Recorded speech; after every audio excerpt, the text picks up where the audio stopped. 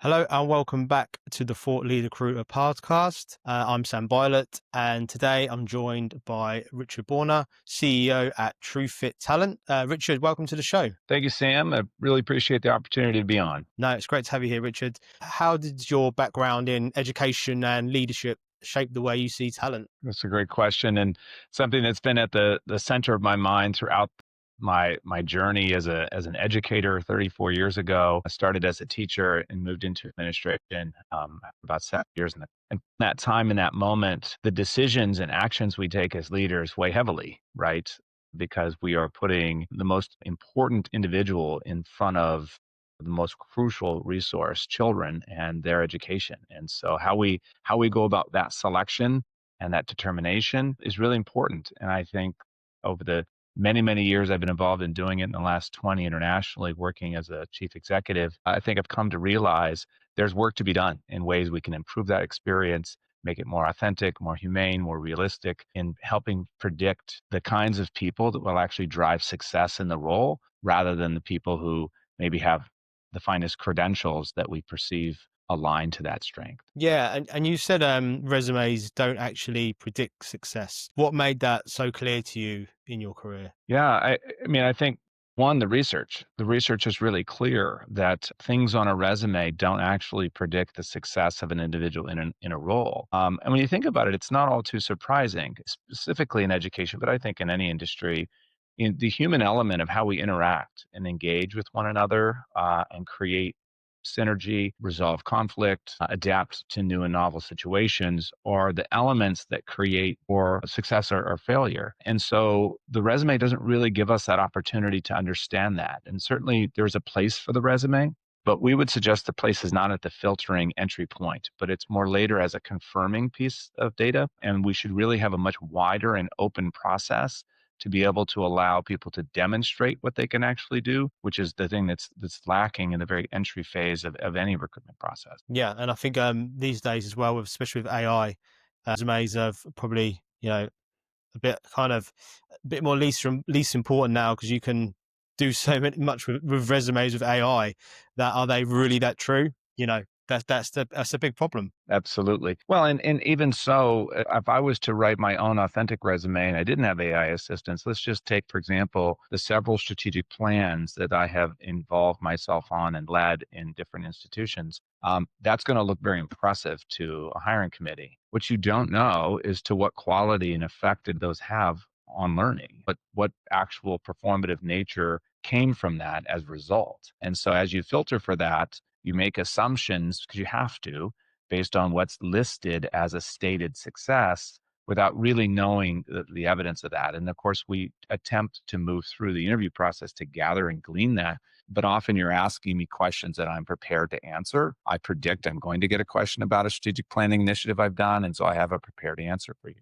When we place you in our system, and creating your profile, we put you in authentic real world situations where you have the opportunity to actually demonstrate and have to respond under pressure and in real time about how you would actually lead and engage. And so we can actually see how you would actually do the work that would be predictive of what you're going to do when you're actually in the role. Yeah, amazing. And how did you land on measuring things like self-awareness, conflict resolution, empathy, the traits that most people skip over? Yeah.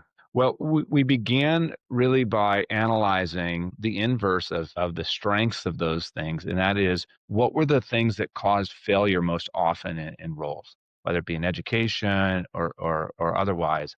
And we researched and researched and researched. And so once we identified those key issues, which you've just referenced, we then reverse engineered a solution to say, how do we convert those into a strength-based assessment where we can actually measure those things and get at the actual substance of a person's abilities? And by doing so, what we've really created is an additive to a process. We don't suggest that you shouldn't interview, and we don't suggest you should never look at a resume.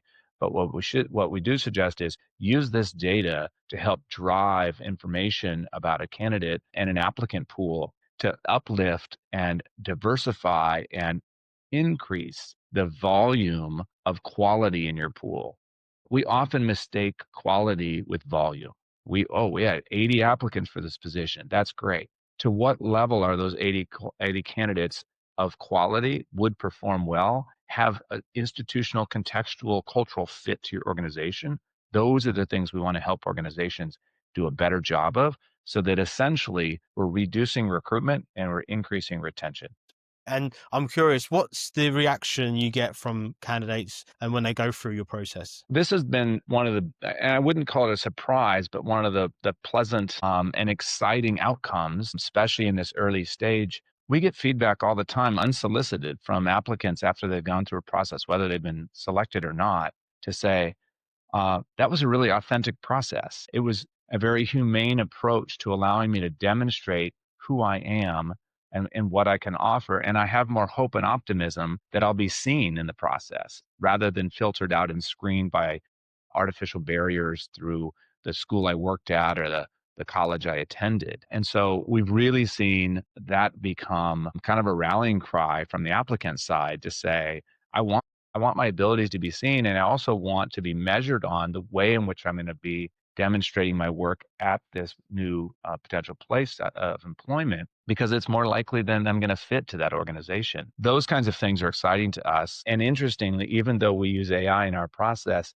candidates are continually talking about the humane approach to this. And what is happening in the hiring market right now that organizations should really start paying attention to? Well, I think, obviously you hear AI is, ubiquitous in recruitment, at least in theory, about the need or the expectation of where it's going to be. And so there are solutions popping up everywhere. And I tell schools when we meet with them, be wary, ask good questions, be discerning about how we use technology to get at more human-based approaches to predicting success in the role. Cheaper, faster, quicker doesn't make better. And I think there are a lot of organizations and companies that are quick to jump to a solution that will create massive efficiency, or at least perceive massive efficiency with quality, by assessing keywords on resumes and cover letters. But again, when we don't get at the actual substance of how somebody behaves and functions under pressure and in real time, we limit our ability to really understand who they are. And how do you see AI reshaping this space, for better or for worse? Yeah, well, I think it will split, to be honest. I think there will be organizations and companies that come together around an approach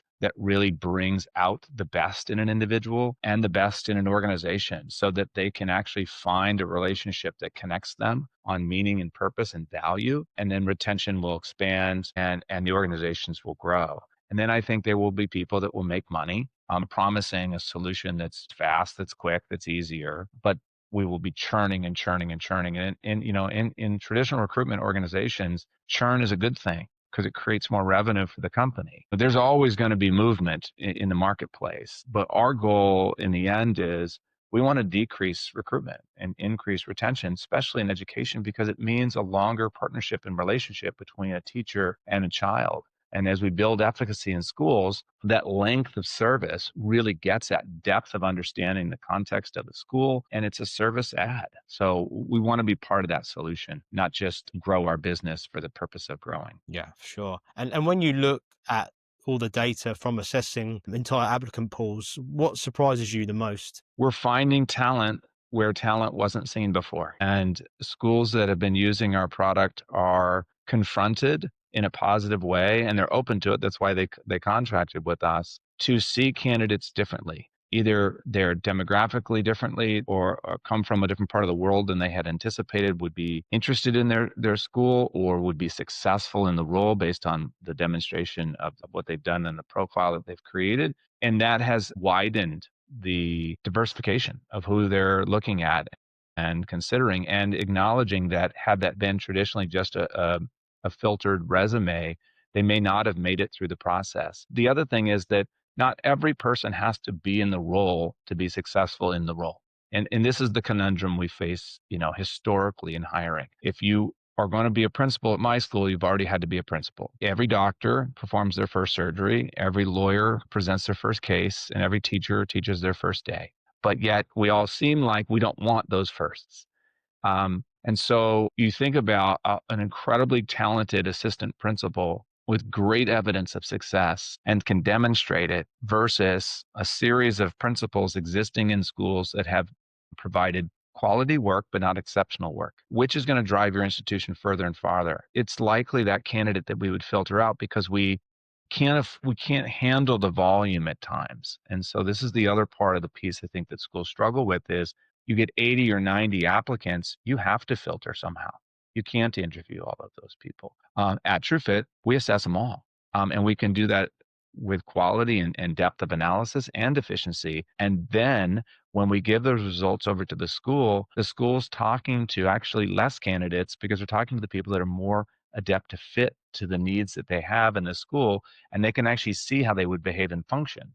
And so they're actually having a better relationship to the candidates that they need to be talking to, and actually getting a better results in the end. And what role do you think recruiters will play as tools like this become more common? Well, I think the role is really around facilitating connection relationships. As TrueFit evolves, we will be able to use our technology to find fit internally. So as the database evolves of thousands and thousands of applicants and hundreds of schools, we will already have those assessment tools built within the system so we can start to match and map and say, well, this organization would be a good fit for you based on these pieces of evidence that you've already demonstrated, or to the school, these series of candidates highly connect and fit to what you're looking for. You should talk to one another. And so I see us as a facilitator in the process, and a partner in helping find people in the right roles and the right fit at the right time and the right moment for their organization. And if a company wanted to improve hiring tomorrow with just, one change, what would you tell them to do? I would tell them to look at the research and see what actually helps predict success in the role. Role play scenarios, performance-based tasks and assessment are 6 to 7 times more predictive of success in the role than resumes, cover letters, and unstructured interviews. So just those individual tweaks, while maybe they can't do it on volume, they could certainly do it for a key leadership position, and it would help. You're already at 18 clients. What have those early implementations taught you? A tremendous deal. We're right now conducting a user experience survey. We're asking all of the individuals who have used the product, from the clients to the candidates, to get feedback. And it's incredibly enriching and valuable to hear from the people who've used it. And so as we look through that, we're refining the experience, the way in which people interact with the platform to make it more user effective. But what we're really hearing is, it's reliable and trustworthy, and then it's predicting the kinds of outcomes and what we're looking for in the candidates we really want. It's widening the pool to people that we hadn't normally thought we would consider, and we welcome that, because what we really want at the end is quality. Um, and those proof points with those schools is reassuring us that we're on the right track. And so as we continue to gain more clients and build more evidence in the experience and the results that we get, it'll continue to refine and improve the process, so that we're precisionally dialing it in so that we create even greater impact and fit for schools and people. And where do you see TrueFit going next? What's the big long-term vision behind all of this? Yeah. Yeah. For us, growth means people in roles long-term happy and successful. And so while we're thrilled with the volume that we have, we want to partner with organizations and schools that believe in making the process better, more humane. Over the next several years, we're excited to roll out. In fact, in the next couple of months, we'll be rolling out a product that we think is all too often missed in this process, and that is a growth report. So, right now, if there's 50 applicants for a job, one person gets feedback, the person that gets the job. And I know that many school leaders say, oh, yeah, I talk to the candidates and give them feedback if they ask for it after the process. But I'll be honest with you, I haven't said I've wanted to do that over my career. The time constraints that come after the recruitment process is closed, because I move on to the next recruitment process, is just limiting. So we want to commit that every applicant that uses our process will learn from the experience and grow from the experience. So again, our mission over the next several years is to grow impact. And if size and increased clients come with that, that's fantastic. We also see an opportunity that, while education is our core purpose and core business, it's a proof point for us, because we're confident that this solution is transferable and valuable across any industry. And for our audience, where can they find out a bit more about TrueFit and also connect with yourself? Yeah, for sure. Well, first of all, TrueFit.com. You can find out lots of information there about the partners that we're working with and some feedback we received and a little bit more about what our product solutions look like. You can follow us on LinkedIn and Instagram as well. And you can follow me on LinkedIn. I'll be there active with information and thought leadership and also sharing progress and growth of TrueFit. You can also reach out to me directly at rich@truefittalent.com. And happy to talk with anybody who's interested in learning more or just wants to explore the space of how do we improve the experience between connecting people and organizations. Great stuff, Richard. Yeah, really appreciate you coming on today. Thank you, Sam. It's been a pleasure. Thanks for the time.